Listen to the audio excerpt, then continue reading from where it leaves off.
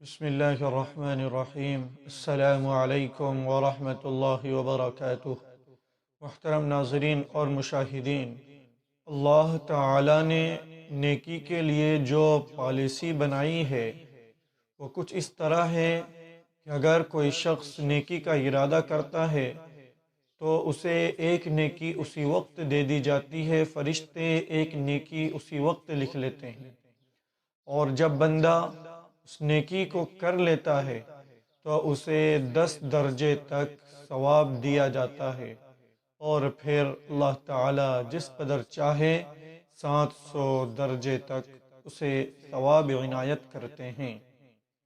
اور پھر اگر گناہ کا ارادہ کرتا ہے تو صرف ارادے پر گناہ نہیں لکھے جاتے، اور اگر کر بھی لیتا ہے تو اسے صرف ایک گناہ لکھا جاتا ہے اس وقت جب کہ وہ اس دستور کے مطابق ہو جو نبی کریم صلی اللہ علیہ وسلم سے منقول ہے، جو حضور اکرم صلی اللہ علیہ وسلم نے ارشاد فرمایا تھا کہ نیکی اور گناہ دونوں کے فرشتے الگ الگ ہیں، دونوں کی ٹیمز الگ الگ ہیں۔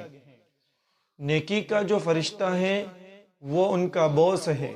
جب کوئی شخص گناہ کرتا ہے تو گناہ کا فرشتہ نیکی کے فرشتے سے کہتا ہے کیا میں اس کے گناہ کو لکھ لوں؟ تو نیکی کا فرشتہ کہتا ہے کہ نہیں، ابھی 1 گھنٹے رک جا، اور ایک روایت میں ہے کہ 6 گھنٹے تک رک جا، ہو سکتا ہے کہ یہ بندہ توبہ کر لے اور اس کا یہ گناہ معاف ہو جائے۔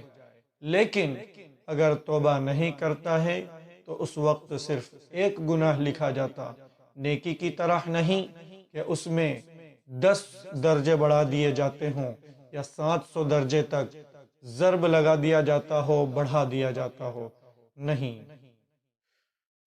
میرے دوستو، اگر انسان توبہ کر لیتا ہے، آنسو بہا لیتا ہے، تو اللہ تعالیٰ اس گناہ کو صرف اس رجسٹر سے ہی نہیں بلکہ اس کے نام اعمال سے ہی مٹا دیتے ہیں، اور اس پر قیامت کے دن اسے شرمندگی بھی نہیں اٹھانی پڑے گی۔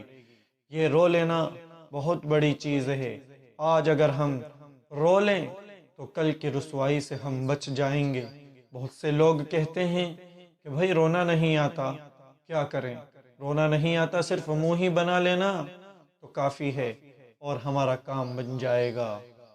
قیامت کے دن جو شرمندگی ہونی ہے، اگر ہم رو لیں گے، ہم گڑ گڑا لیں گے، اللہ سے توبہ کر لیں گے تو وہ شرمندگی نہیں اٹھانی پڑے گی۔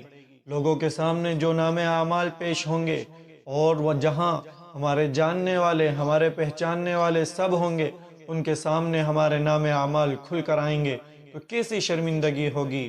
اگر ہم نے توبہ کر لی تو یہ ہمارے نام اعمال سے صرف مٹا ہی نہیں دیے جائیں گے، بلکہ اللہ تعالیٰ قرآن پاک میں فرماتے ہیں إِلَّا مَن تَابَ وَآمَنَ وَعَمِلَ عَمَلًا صَالِحًا فَأُولَئِكَ يُبَدِّلُ اللَّهُ سَيِّئَاتِهِمْ حَسَنَاتٍ، کہ اللہ تعالیٰ ان گناہوں کو حسنات اور نیکیوں میں بدل دیں گے انشاءاللہ تعالیٰ۔ میرے دوستو، اللہ تعالیٰ کی رحمت سے نا امید نہیں ہونا چاہیے۔